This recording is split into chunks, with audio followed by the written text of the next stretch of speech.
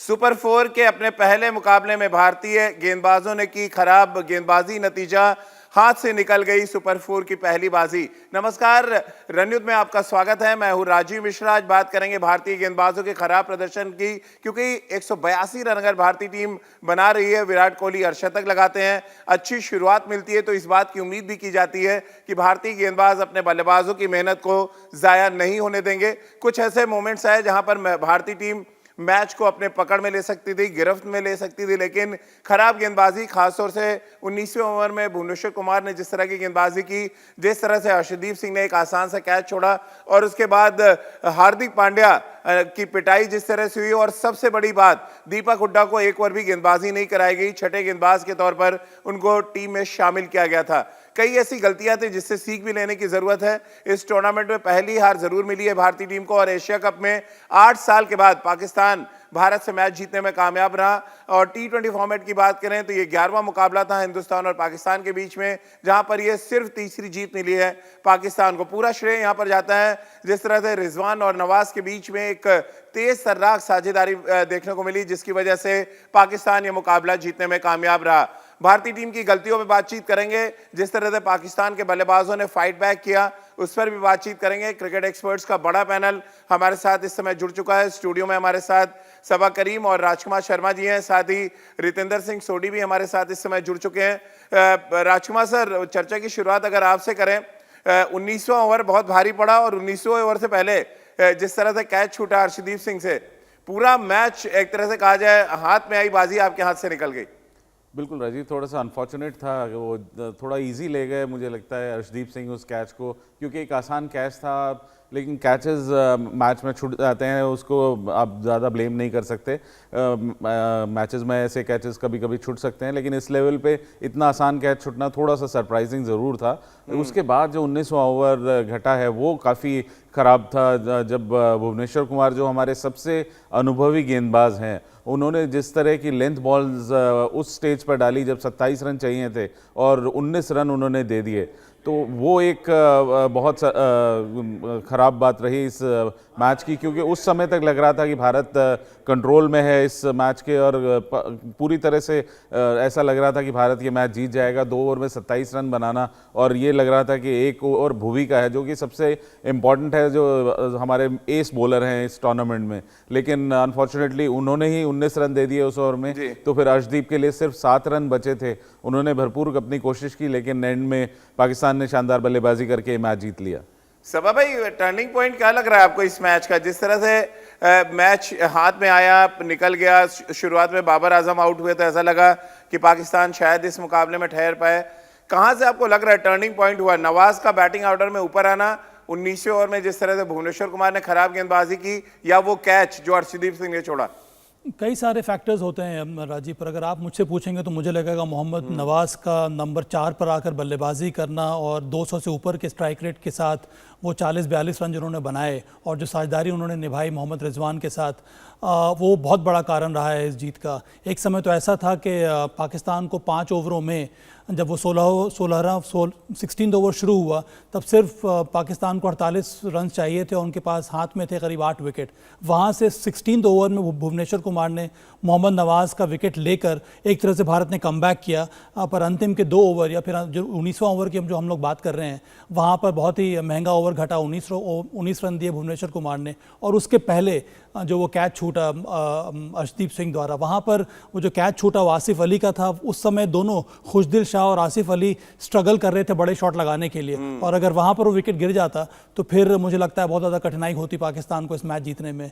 पर अंत में मुझे लगा सबसे बड़ा फैक्टर ये रहा राजीव, कि भारत ने आज सिर्फ 5 बॉलर के साथ मैदान में उतरे थे। 6 बॉलर के रूप में उन्होंने दीपक हुड्डा को रखा था, जिसका एक भी ओवर आपने इस्तेमाल किया नहीं। तो ये एक प्रॉब्लम एरिया रहा भारत के लिए। और इसके पहले जो भी भारत मैचेस जीतता आ रहा है, वहाँ पर 6th बॉलर की जो भूमिका है वो हार्दिक पांड्या निभाते हैं। आज भारत ने उस हिसाब से थोड़ा बहुत कॉम्प्रोमाइज़ किया था, और हार्दिक पांड्या को एक 5th बॉलर के रूप में उन्होंने खिलाया, जो कि ये जो मूव है भारत का, वो सही साबित हुआ नहीं भारत के लिए। बिल्कुल रितेंद्र, हम इंडिया न्यूज के प्लेटफॉर्म पे लगातार इस बात को लेकर चर्चा कर रहे थे कि आप अगर हार्दिक पांड्या को तीसरा सीमर समझ रहे हैं तो शायद बड़ी गलती आप कर रहे हैं। और टॉस के समय भी हमने चर्चा की थी कि एक गेंदबाज हम कम खिला रहे हैं, और आवेश खान क्योंकि बीमार हो गए, आपके पास ऑप्शन नहीं है कि आप तेज गेंदबाज को ही खिलाएं, बड़ा फर्क डाल गया। हालांकि अगर हम बात करें जो मैदान के अंदर गेंदबाज थे, 4 ओवर में 44 रन हार्दिक पांड्या ने दिए और 4 ओवर में 43 रन यजुवेंद्र चहल ने। पूरी कहानी इन्हीं गेंदबाजों की पिटाई के इर्द गिर्द घूम रही है अब।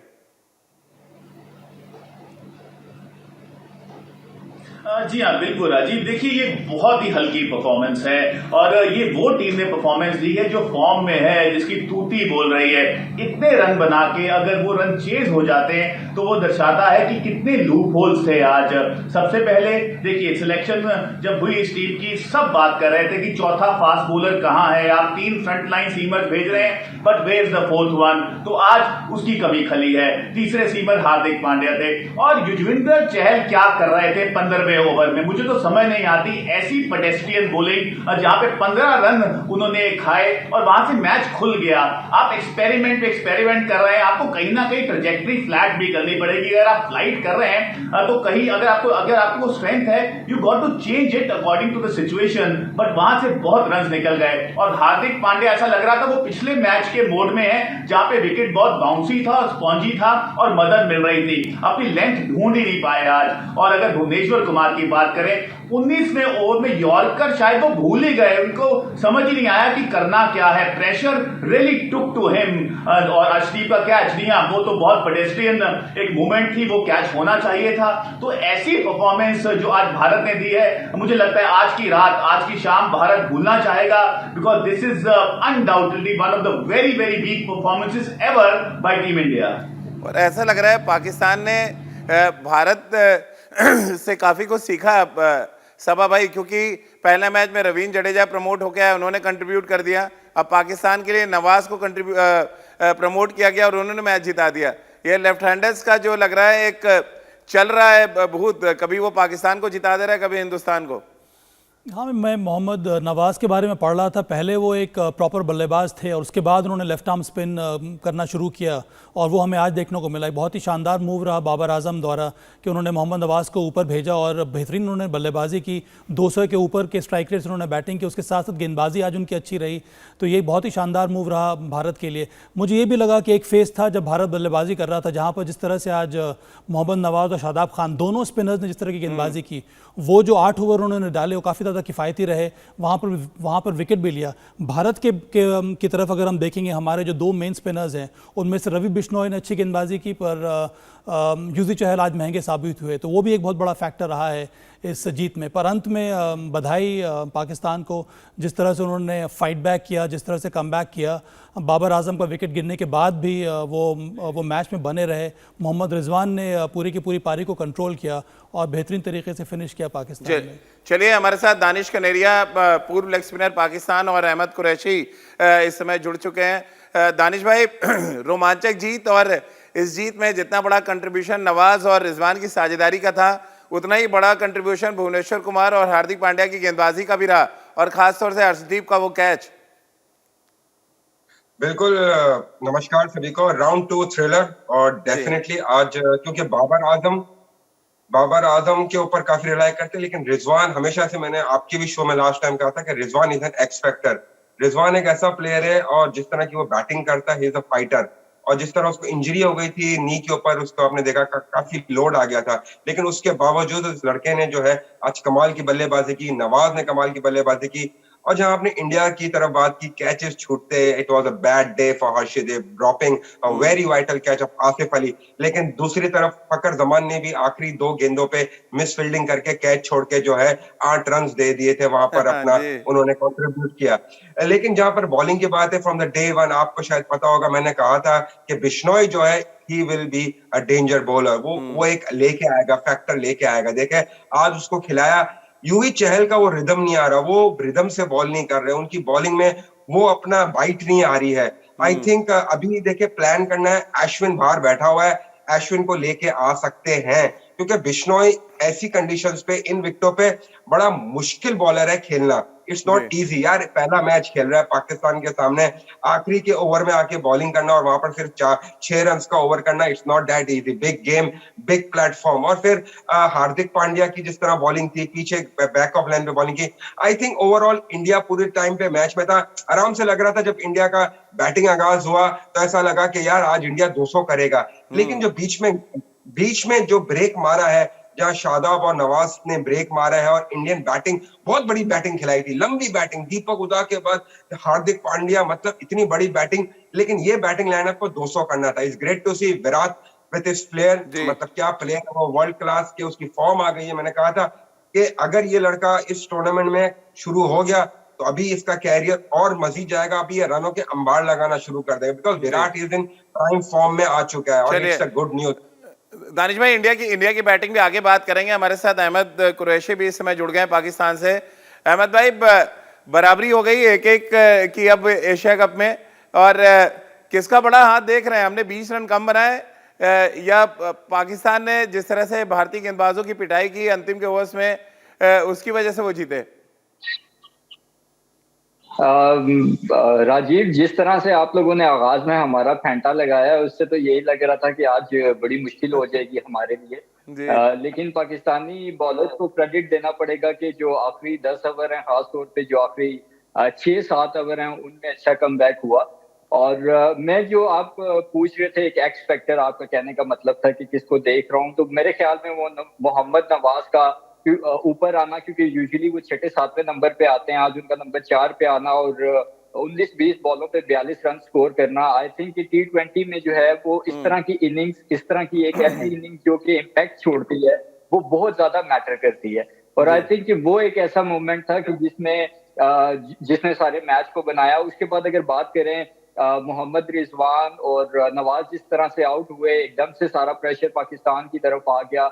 इवन के आखिरी जब 3-4 बॉल्स रहती थी तो मुझे भी जो है वो कुछ समझ नहीं आ रही थी कि क्या होगा। फिर जब 2 पे 2 रह गया तो यही लग रहा था कि शायद हो सकता है सुपर ओवर में चला जाए। लेकिन अच्छी बात है, देखें राजीव के ये जो 1-1 का बराबरी हुई है ना, इसने और इंटरेस्टिंग बना दिया इस पूरे एशिया कप को। खासतौर पे पाकिस्तान और इंडिया की जो अब तक की जर्नी है और आने वाली जो जर्नी है, खासतौर पे जो आने वाली जर्नी है, उसको बहुत ज्यादा एक्साइटिंग बना दिया और इंटरेस्टिंग बना दिया।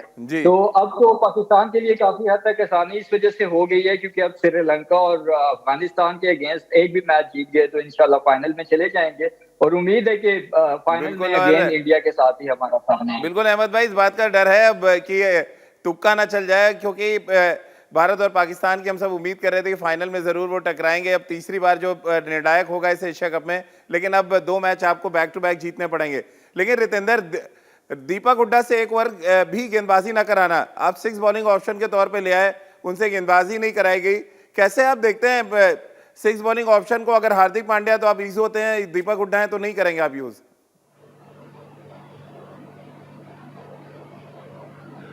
लुक, देखिए राजीव, यहाँ पे बहुत डिबेटेबल है। अगर हम बात करते हैं दीपक हुड्डा, देखिए वो फोर्स्ड चेंज था दीपक हुड्डा का खेलना, जो कि आपके पास सीमर अवेलेबल नहीं था।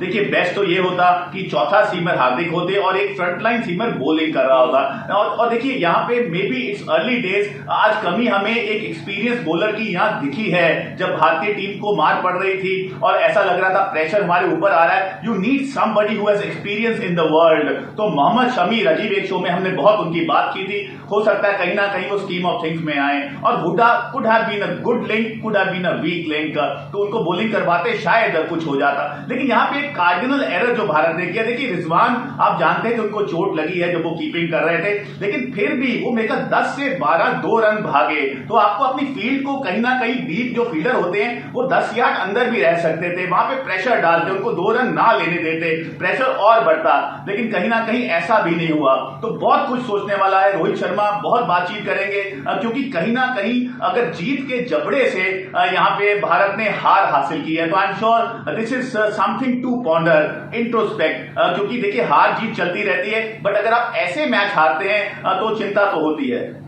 तो चलिए आपको जरा आंकड़ों के जरिए समझाते हैं कि भारतीय टीम कहां पर, यानी कि मैच के किस फेज में आगे चल रही थी, कहां से पाकिस्तान ने मैच में कवर किया, यानी कि भारत के बराबर पहुंचे, और अंतिम के ओवर्स में कैसे भारतीय टीम ने मुकाबला जीत लिया। तो चलिए, क्योंकि ये आंकड़े बड़े कुछ इंटरेस्टिंग है जो हम यहाँ पर चलाएंगे और आप उसको देखकर समझ जाएंगे कि किस तरह से यहाँ पर मैच पलटा। 1 से 6 ओवर में पाकिस्तान ने 44 बनाए, यहाँ पर भारत आगे था। 7 से 12 ओवर में पाकिस्तान आगे निकला, उन्होंने 52 रन बनाए। फिर 12 से 16 ओवर की बात करें तो फिर पाकिस्तान आगे निकला, उन्होंने 43 रन बनाए। और 16 से 20 ओवर में, यानी कि पहले 6 ओवर में सिर्फ भारतीय टीम आगे थी, उसके बाद लगातार पाकिस्तान ने अंकुश रखा भारतीय गेंदबाजों पे, और नतीजा ये कि वो ये मुकाबला जीतने में कामयाब रहे। अब बड़ा सवाल यहाँ पर यह भी उठता है कि जिस तरह का स्टार्ट मिला था भारत को, वो क्यों नहीं कन्वर्ट किया गया रेगुलर इंटरवल्स में? कैसे भारतीय टीम ने अपनी पकड़ को खोया? सबा भाई, आपको भी लगता है अच्छी स्टार्ट को कन्वर्ट नहीं कर पाए हम? 15-20 रन शॉर्ट रह गए एक ऐसी पिच पे जहां पर शायद आइडियली पहले के मैचों से ज्यादा अपेक्षा था रन बनाने की, इजी था थोड़ा रन बनाना। हाँ, जिस तरह का शुरुआत आपको मिली थी राजीव, वहाँ पर आपको निश्चित रूप से और रन बनाने चाहिए थे। इसीलिए मिडिल के जो ओवर्स हैं बहुत ज़्यादा क्रूशल होते हैं, और वो 2 स्पिनर्स शादाब खान और मोहम्मद नवाज़ ने अच्छी गेंदबाजी की।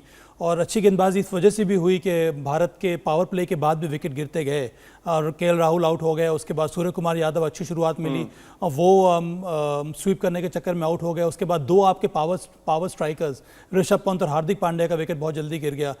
हालत तो ये हो गई थी कि 15वें ओवर के शुरुआत में दीपक हुडा नंबर 7 पर आए बल्लेबाजी करने के लिए, तब तक भारत 5 विकेट खो चुका था। वो तो अच्छा रहा भारत के लिए कि विराट कोहली तब भी क्रीज पर मौजूद थे, जिसकी वजह से भारत ने करीब 181 रन का टारगेट सेट किया, नहीं तो और परेशानी हो जाती। तो जो मिडिल ओवर्स होते हैं बहुत ज़्यादा इंपॉर्टेंट रहते हैं, वहाँ पर अगर आप विकेट गंवा देंगे तो फिर रिकवर करना बहुत मुश्किल हो जाएगा, और बड़ा टारगेट बहुत बड़ा स्कोर खड़ा करना बहुत मुश्किल हो जाता है, जो कि आज भारत को रियलाइज़ हुआ होगा। राजकुमार सर, अगर हम पूरे मैच के हाईलाइट की बात करें तो एक बार फिर विराट कोहली के इर्द गिर्द भारतीय पारी घूमती नजर आई। लगातार बैक टू बैक दूसरा अर्धशतक लगाया विराट ने। जी हाँ, आज अच्छी बल्लेबाजी की और वापस अपने रिदम में दिख रहे हैं वो। जिस तरह से टूर्नामेंट के स्टार्टिंग से ही पहले मैच में भी पाकिस्तान के खिलाफ अच्छी बैटिंग कर रहे थे, उसके बाद हांगकांग के खिलाफ अच्छी बैटिंग हुई, और आज मुझे लगता है कि उन दोनों मैचेस से भी बेटर आज विराट ने बैटिंग की और काफ़ी जिम्मेदारी से और बड़ी ऑथेंटिसिटी से बल्लेबाजी कर रहे थे। अच्छा मिडल कर रहे थे, अच्छे निक में नज़र आ रहे थे, और बिल्कुल आपने ठीक कहा कि उनके आसपास ही रिवॉल्व कर रही थी भारतीय बैटिंग। जब शुरुआत बहुत अच्छी मिली भारत को रोहित और राहुल के रूप में, लेकिन उसके बाद जब वो आउट हो गए तो उसके बाद विराट के अलावा कोई भी बल्लेबाज ज़्यादा देर तक टिका नहीं उनके साथ, और रेगुलर इंटरवल पे विकेट गिरते रहे, जिस वजह से भारत शायद, जैसे सबा ने भी कहा, कि शायद 15-20 रन शॉर्ट रह गया ओवर। अगर यहाँ पर स्कोर 200 के करीब होता तो शायद पाकिस्तान के लिए और बड़ी चुनौती होती, और इस इनएक्सपीरियंस गेंदबाजी के साथ शायद तब भी हम भारत मैच जीत सकता था। बिल्कुल। और दानिश भाई, क्या पॉजिटिव आप देख रहे हैं भारत के लिए? रोहित शर्मा और के राहुल ने जिस तरह का स्टार्ट दिया, लगभग 5.1 गेंद पे 51 रन बना दिए थे, या विराट कोहली के अर्धशतक को आप एक भारतीय टीम के लिए पॉजिटिव मान रहे हैं? उनका फॉर्म में लौटना इस एशिया कप के लिहाज से भी और वर्ल्ड कप के लिहाज से भी, क्या पॉजिटिव आप देख पा रहे हैं भारतीय टीम के लिए? जो आज जो है देखने को मिली, रोहित शर्मा और केएल राहुल ने जिस तरह से अटैक किया पाकिस्तानी बॉलर्स पे, अटैक करके उनको बैकफुट पे लाने की कोशिश की। अच्छा अटैक, उनको पता था कि जो ब्रांड ऑफ क्रिकेट इंडिया ने खेलना शुरू कर दिया वो ये है कि we have to go from the start. हमारी बैटिंग बहुत बड़ी है तो हमें लंबा जाना है, क्योंकि हमारी पीछे से बैटिंग संभाल लेगी। तो एक तो ये पॉजिटिव साइन है। दूसरा, विराट का डेफिनेटली प्लस पॉइंट है कि विराट फॉर्म में आ गए और फॉर्म में बहुत ही जबरदस्त बैटिंग कर रहे हैं। और आज जैसे आपने अभी कहा कि जिस तरह विराट के इर्द गिर्द पूरी इंडियन बैटिंग जो है लाइनअप बैटिंग करी, तो ये पॉजिटिव है। लेकिन जो एक चीज मुझे वरी की लगी कि ऋषभ पंत का जो T20 का रहा है, ठीक है, इंडिया के पास मिडल में कोई लेफ्ट हैंडर भी नहीं है। जिस तरह पाकिस्तान के पास आप देखें कि नवाज आ जाता है या तो फिर खुशदिल शाह आ जाता है, फकर जमान है, तो जो इंडिया के पास लेग स्पिनर है, आज देखे 2 लेग स्पिनर यहाँ पर मे भी शायद बिश्नोई और रविचंद्रन अश्विन को जा सकते, दीपक हुडा से बॉल नहीं करवाए जब खुशदिल शाह बैटिंग कर रहा था, जब अपना जो है लेफ्ट हैंडेड, जब मोहम्मद नवाज जब फास्ट बॉलर्स के ऊपर हावी हो रहा था, उस स्पिनर्स को मार रहा था, वहां पर फॉर अ वेराइटी वहां पर आप लेके नहीं आए दीपक हुडा को, एक ऑफ स्पिनर को अगेंस्ट दी ब्रेक खेलने वाला, कि उसको खेलता कहीं ना कहीं कुछ होता। तो ये है। और लेकिन पॉजिटिव तो डेफिनेटली ये है कि ओपनिंग का जो स्टैंड था बहुत ही बढ़िया था सामने वाली टीम को बैकफुट करने के लिए, और फिर उसके बाद रेगुलर इंटरवल्स पे विकेटें गिरी, that's why Indian could not get 200 का मार्क। ये तो बड़ी अच्छी बात है कि अगर विराट ने वो रन्स नहीं किए होते तो India must be struggling with 150 odd run. बिल्कुल। अहमद भाई, आप किस तरह से देख रहे हैं भारतीय टीम बल्लेबाजी में? अगर हम पॉजिटिव की बात करें, पाकिस्तान के इनएक्सपीरियंस गेंदबाज थे जिसके अगेंस्ट विराट का एक्सपीरियंस बहुत काम आया। इसके उलट हमने देखा पाकिस्तान के इनएक्सपीरियंस जो बल्लेबाज थे उन्होंने भुवनेश्वर कुमार जैसे एक्सपीरियंस गेंदबाजों की पिटाई की और मैच को पलट दिया। क्या ये दो बड़ी चीजें निकलकर आप देख पा रहे हैं भारत और पाकिस्तान के इस मैच से? देखें राजीव, बिल्कुल इसमें तो कोई शक नहीं है कि इंडिया का जो स्टार्ट था वो तो आउटस्टैंडिंग था, लेकिन फिर जब विकेटें गिरनी शुरू हो गई, आई थिंक कि विराट को मैं देखता रहता हूँ कि अक्सर क्रिटिसाइज किया जाता है कि वो काफी स्लो खेल रहे हैं या जो है वो बाउंड्रीज के लिए ज्यादा नहीं जाते। मेरे ख्याल में ये थोड़ी सी समझदारी से विराट खेलते हैं, क्योंकि अगर विराट भी जल्दबाजी करनी शुरू कर दें तो फिर तो मेरे ख्याल में, जैसे भी दानिश भाई ने कहा कि 150 से भी शायद आप लोग नीचे जो है वो रिस्ट्रिक्ट हो जाते। बिल्कुल पाकिस्तान के जो इनएक्सपीरियंस बॉलर थे उनकी कुछ ऐसी गलतियां भी हैं। देखें, जीत का मतलब ये नहीं होता कि आपने मिस्टेक्स नहीं की, ठीक है, आपने मिस्टेक्स की तभी जो है आपको इतना ज्यादा जो है वो स्कोर पड़ा। और बाकी जो पैनलिस्ट कह रहे हैं कि जी 200 तक जाना चाहिए था, बिल्कुल जैसा स्टार्ट था उस हिसाब से तो जाना चाहिए था, लेकिन मेरा नहीं ख्याल कि T20 क्रिकेट में खास तौर पे जो यूएई में अभी रिसेंट पास में हमने क्रिकेट होते हुए देखी है उसमें 180 प्लस स्कोर भी बुरा स्कोर है, अच्छा खासा स्कोर था, सेफ स्कोर था। सिर्फ आप लोगों की जो फील्डिंग थी, फील्ड प्लेसमेंट में कुछ चीजें नजर आई ऐसी कि जो कुछ गलतियां नजर आई। उसके अलावा बॉलिंग, अब हुडा से ओवर ना करवाना, उसके बाद फिर युजवेंद्र चहल का जो ओवर गया वो बहुत एक्सपेंसिव गया। ये कुछ आज चीजें थी कि देखें अब T20 में राजीव, आप अगर एक ओवर ही आपकी गेम चेंज कर देता है, अगर एक ओवर में आपने रन लीक कर दिए तो आप समझ लें कि मैच आपके हाथ से निकल गया। और इसी तरह एक ओवर में आपने अगर स्कोर कर दिया 15 रन 16 रन कर दिए तो इसका मतलब है आपने मैच अपने हाथ में ले लिया। तो यही चीज है जो इंडिया से कुछ आज मिस्टेक्स हुई हैं। बिल्कुल। और चलिए इसमें अहमद भाई, इसमें जो पॉइंट आप उठा रहे हैं इसमें सबा भाई, राजकुमार सर और रितेंद्र के साथ दानिश भाई, इनका भी एक एक रिएक्शन ले लेते हैं। सबा भाई, क्या मिडिल ओवर्स में ऋषभ पंत, हार्दिक पांड्या का कंट्रीब्यूशन ना होना और शादाब और नवाज ने जिस तरह की गेंदबाजी की, बड़ा फर्क डाल गया इस पूरे मैच में?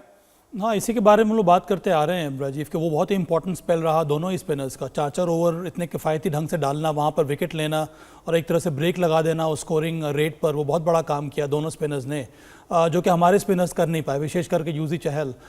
उसके साथ साथ रेगुलर इंटरवल से विकेट लेना, बहुत ज़्यादा हम लोग भरोसा था हमें कि हार्दिक पांड्या और ऋषभ पंत रन्स बनाएंगे, उसके बाद दीपक हुडा आकर बोल्स्टर करेंगे इनिंग्स को, वो हो नहीं पाया। विराट कोहली को जिस प्रकार का रोल करना था, जिस प्रकार की बल्लेबाजी करनी चाहिए थी, वही बल्लेबाजी उन्होंने इस मैच में भी की है, पर दूसरे छोर से जो सपोर्ट मिलना चाहिए था वो विराट कोहली को मिला नहीं, जिसके वजह से भारत बड़ा स्कोर खड़ा कर नहीं पाया। क्रिटिकल मोमेंट्स जो होते हैं बहुत इंपॉर्टेंट होते हैं, आपको अपने कब्जे में लेना, जो भारत कर नहीं पाया, चाहे वो कैच का ड्रॉप होना या फिर यूजी चहल का ओवर बहुत ज़्यादा महंगा होना या 19वें ओवर में भुवनेश्वर इतने ज़्यादा रन उन्होंने कंसीड कर लिए। ये इंपॉर्टेंट मोमेंट्स थे जहाँ पर भारत थोड़ा बहुत स्लिप अप कर गया। एक दिन के बाद ही अब आपको अगला मैच खेलना है रितेंद्र। अगर आवेश खान फिट नहीं हुए, ये प्रॉब्लम आपको लग रहा है परसिस्ट कर सकती है भारतीय टीम के लिए आगे?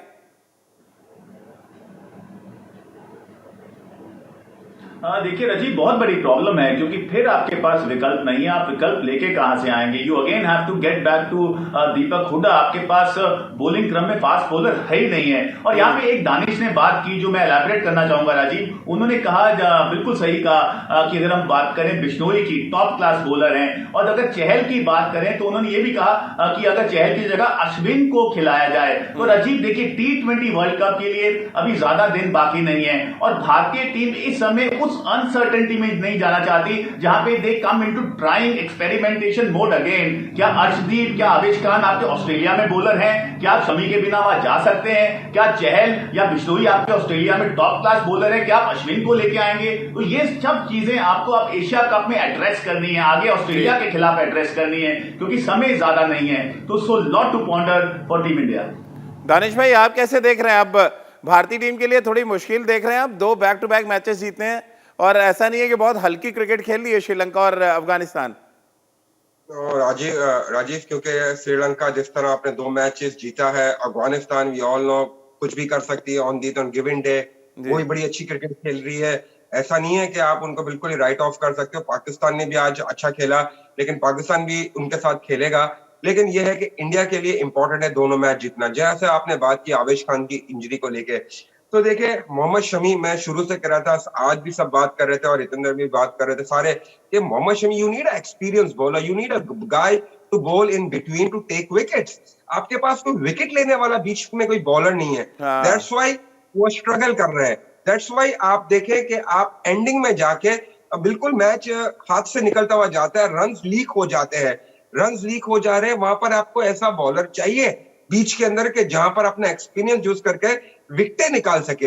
देखिए अगर आज विकेटें निकलती रेगुलर बेसिस पे, कोई वैरायटी होती, यूवी चहल का सबसे बड़ा जो इशू जो आ रहा है as a being a leg spinner, कि उसकी वो ड्रिफ्ट नहीं आ रही है, वो बॉल में बाइट नहीं आ रही है, he is getting no turn, वो टर्न नहीं आ रही है क्योंकि उसकी बॉडी नहीं लग रही है, उसकी बॉडी नहीं लग रही, तो he is not getting that bite, that bounce he used to get. और बिश्नोई है इज टोटली डिफरेंट बॉलर, तो वो तेज करता है दुबई की डेड ट्रैकों के ऊपर। इस तरह की स्लगिश टाइप की विकेट होती है जहां पर बॉल थोड़ा कभी आ जाता है कभी नहीं आता है, वहां पर बिश्नोई कामयाब बनता है। लेकिन अभी यहाँ पर सबसे बड़ा जो इंडिया के लिए मसला बन गया है, देखिए खुद ही किया ना मसला, कि आपको पता था कि हर्षल पटेल नहीं है, बुमराह नहीं है, तो आपने आवेश को डाल दिया। आपको एक्सपीरियंस डालना था, मोहम्मद शमी एक्सपीरियंस, दानिश भाई, तो आपने वहां डालना था। जी बिल्कुल, आपको रोक इसलिए रहे हैं क्योंकि समय का थोड़ा सा अभाव है और हमें वाइंड अप करना है। लेकिन वाइंड अप आप सभी को शुक्रिया कहते हुए हम कहेंगे, बहुत बहुत शुक्रिया दानिश भाई आपका, अहमद भाई आपका, रितेंद्र, राजकुमार सर और सभा भाई आपका भी बहुत बहुत शुक्रिया हमारे साथ जुड़ने के लिए। तो एक बात तो तय है कि भारतीय गेंदबाजी में लूप होल नजर आया, और खासतौर से तब जब चौथा बॉलिंग ऑप्शन आपके साथ टीम में नहीं है, यानी कि 3 सिर्फ तेज गेंदबाज हैं, उनमें से अगर आवेश खान फिट नहीं है तो फिर आपके लिए प्रॉब्लम्स बढ़ रही हैं। और एक दिन के बाद श्रीलंका के खिलाफ आपको मैच खेलना है और आवेश खान अगर फिट नहीं हुए तो भारतीय गेंदबाजी थोड़ी आपको कमजोर नजर आएगी, जिसकी झलक हमें पाकिस्तान के खिलाफ मैच में देखने को मिली और एक क्लोज मुकाबला हम पाकिस्तान से हार गए। तो चलिए हमारी इस खास पेशकश में फिलहाल इतना ही।